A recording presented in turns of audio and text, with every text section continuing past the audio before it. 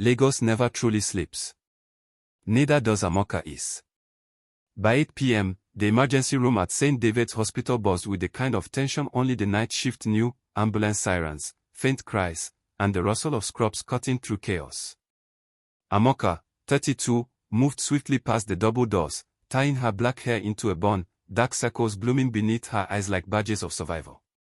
Nurse. Single mother. Student. Fighter. Since her husband, turned, left 4 years ago without a word, no note, no call, not even a divorce, Amaka had balanced her life like glass on a tightrope. Her teenage son, Chijioke, was sleeping in school and starting to rebel. Her youngest, Edeora, begged her every night not to go. "Mommy, please don't go to work today. I had a bad dream," Edeora had whispered that evening, clinging to her mother's uniform. Amaka had kissed her forehead. "I'll be back before you know it, sunshine. Be strong for mommy." But Adora's tiny shoulders had slumped with too much understanding for a 7-year-old. It gnawed at Amaka as she stitched wounds and checked vitals. Tonight was worse than usual. A downfall crash had filled the ER with bloodied passengers. Her hands worked instinctively, pressure here, for there, but her mind was back home, wondering if Chijioke had remembered to check Adora's asthma medication. In the middle of the rush, the attending doctor barked, "Where's the new pediatric resident? Someone get him to bed 5 now." Moments later, he appeared, Dr. Obinanwosu, tall, cocoa-skinned, with kind eyes that didn't match the exhaustion around them. He moved with a quiet confidence and, unlike most doctors Amaka had worked with, looked everyone in the eye, including the nurses. "You're Amaka, right?" he asked gently as they examined a bleeding boy. "I read your notes from the last shift. They were sharp." She blinked. No doctor ever complimented her notes. "Thanks," she muttered, brushing it off. But she felt his gaze linger, not inappropriately, but like he saw something beneath the scrubs and fatigue. By 3 a.m., the rush slowed. Amaka sat alone in the break room, sipping stale coffee and scrolling through her daughter's messages. "Good night, Mommy. I love you even when you're at work." Her heart clenched. That's when Obina walked in. "Long night," he said, handing her a fresh coffee. "You don't have to be nice," she said, without looking up. "I'm not here to make friends. I'm not here to flirt. I'm here to help." Silence. Then Amaka asked, "Why pediatric medicine?" Obina smiled, but it didn't reach his eyes. "Because someone once saved my life when I was a child. I figured I'd return the favor." There was more behind his words, but Amaka didn't ask. Instead, they sat quietly until the next alarm rang. Outside, the city stirred again, but inside, something had shifted. The night hadn't changed, but perhaps Amaka had. Just a little. She didn't know that this new doctor, Obina, carried a secret. One that could either save her or shatter the delicate world she had rebuilt. Saturday morning light filtered through drawn curtains in Amaka's 2-bedroom apartment in Suralere. The fan hummed lazily, and the air smelled of yesterday's ogbono soup. She dropped her bag on the worn sofa and sank into it, still in her scrubs. The shift was over, but her day was just beginning. "Auntie Uju didn't give me breakfast until late," Edeora pouted as she climbed onto her mother's lap. Her soft hands brushed against Amaka's name badge. "I wanted you to do it." "I know, my love," Amaka murmured, holding her close. "Mommy's trying." From the kitchen, Chijioke emerged, tall for his age, his face set in the blank expression she had come to fear. "I have football practice. I'm going." "I asked you to clean your sister's nebulizer this morning." "Did you?" He shrugged. "She can do it herself. She's not a baby." "Chijioke. I'm not the one who's never home," he shot back. Amaka froze. The pain in her chest felt sharper than any trauma she had treated overnight. But she said nothing. He grabbed his football boots and stormed out, slamming the door hard enough to make Edeora flinch. She didn't cry. She was used to things breaking. By evening, Amaka was back at the hospital, clipboard in hand, face composed like armor. That night, she found herself paired again with Dr. Obinna. He was gentle with patients, confident with parents, and observant. "You're running on empty," he said quietly during a lull. "You can talk to me." "I've learned not to expect rescue," she replied, avoiding his gaze. "Not all help is a rescue. Sometimes, it's a partnership." She didn't answer, but his words lingered. Later that night, they walked together on a 7-year-old girl brought in for seizures. The mother was hysterical, the father kept pacing. "She has epilepsy," Amaka said calmly, checking the child's eyes. "Missed medication, probably triggered by exhaustion." Obinna nodded. "Let's stabilize her, and I'll counsel the parents." They worked in perfect sync. Amaka caught herself watching him, not his face, but how he moved, how he spoke to frightened parents like they mattered. It stirred something inside her. Something she didn't want to name. That night, after the child was stable, Obinna brought her jollof rice from the canteen. "You didn't eat last night either," he said. She smirked. "You're paying too much attention." "I've always been that way. Sometimes it's a curse." There was a pause. Then Amaka asked, "Do you have kids?" Obinna's face clouded. "No. But I had a younger brother. He died. In a hospital like this one." The air thickened. He didn't elaborate, and she didn't pry. But Amaka couldn't shake the feeling that this man, this calm, brilliant man, was not just another doctor with a past. Something about him felt unfinished. And deep down, she sensed it was connected to her in ways she hadn't yet uncovered. Sunday night brought heavy rains and heavier emotions. At St. David's, the ER was unusually quiet, no downfall crashes, no Agboros with head wounds. Just the low hum of machines and nurses exchanging hushed stories over Gary and groundnuts. Amaka leaned on the counter, reviewing patient charts when she noticed Obinna entering late, his shirt slightly damp from the rain, curls wet at the edges. He looked different tonight, quieter, heavier.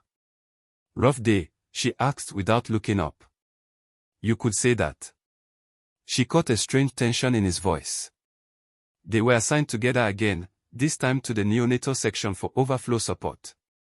A baby with jaundice cried faintly as they walked. Obinna adjusted the four-line with steady hands. "You're good with children," Amaka said. He gave a small laugh. "It wasn't always like that." She waited, sensing a story coming. And it did. "My brother, Chisholm, was 5 when he got sick. I was 12. We were inseparable. He was this little spark, until one day he fainted while playing. Our local clinic couldn't figure it out. We didn't have money for proper tests." He paused. By the time he was brought to a hospital like this, it was too late. Liver failure. Something treatable, if caught early. Amaka's throat tightened.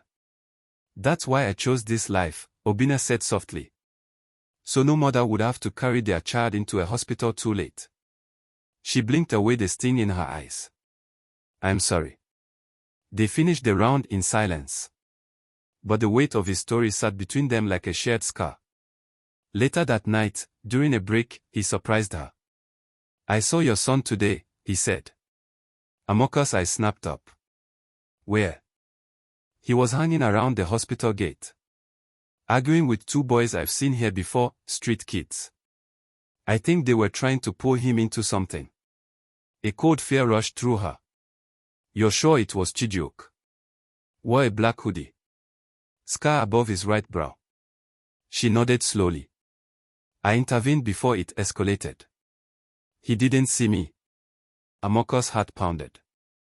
"He told me he was going to a friend's house." Obinna hesitated, then said, "He looked lost. Angry." The words shattered something in her. "I failed him." "No," Obinna said firmly. "You're holding an entire world together. But maybe it's time to let someone help carry it." She looked at him. Really looked.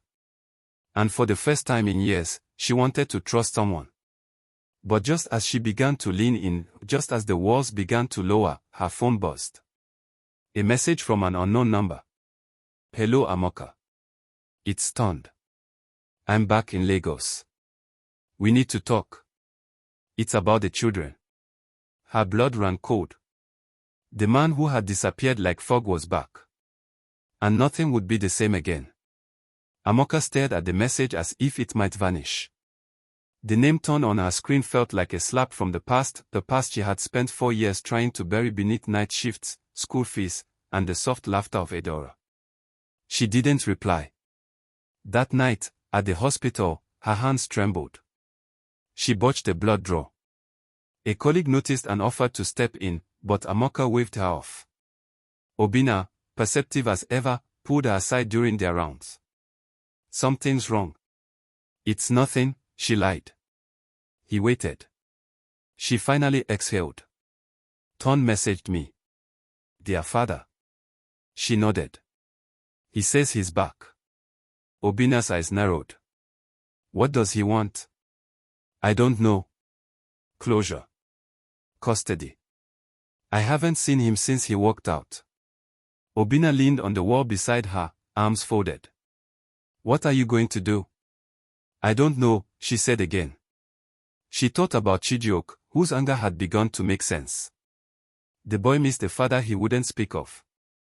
And Edora, who still traced family drawings with an empty male figure marked Daddy. Amaka shook her head. I built everything from scratch. My children, my career, my sanity. He doesn't get to just show up. Obinna nodded, but his voice was gentle. Then don't let him take anything from you now. Not even your peace. She met his eyes, and for a moment, the world calmed. But something gnawed at her. That night, curiosity overrode caution. She searched Obinna Nwosu online. A headline blinked back at her. Nigerian doctor Obinna Nwosu sued for alleged identity misuse, family accuses him of covering up inheritance ties. Her chest tightened. Another ghost. Another man with a past he hadn't shared. The morning sun broke through the clouds as Amaka sat outside a buka near Yoba, her untouched cup of pap cooling beside her. Her thoughts churned like a storm tide, Ton's message, Obinna's past, Chijioke's hurt. She messaged Obinna. Can we talk? After your shift. By 7 p.m., she stood outside the staff entrance of St. David's. Obinna saw her, smiled, then stopped short at her serious expression. I found something online, she said. The lawsuit. The family. He sighed. I should have told you. Then tell me now. He sat beside her. My father's family denied me for years. When my uncle died and left me something in his will, his children accused me of fraud. I didn't even know he cared. Did you fake anything? No. I didn't want money. I just wanted to belong. She nodded slowly. You should have trusted me. I was afraid you'd see me as another man with baggage. You're right. But you're also honest now. That counts. Later that week, she met Tond. He looked drained. I want to be in their lives. You wanted to leave. Now they choose if you return. She left him with a photo of the kids. They are growing. And I won't let anyone stunt that again. Back home, peace began to bloom. Amaka took fewer night shifts. Chijioke smiled more. Edora sang to her mother at bedtime. And Obinna. He stayed. Healing, like love, came slowly. But it came. And this time, Amaka wasn't carrying the weight alone.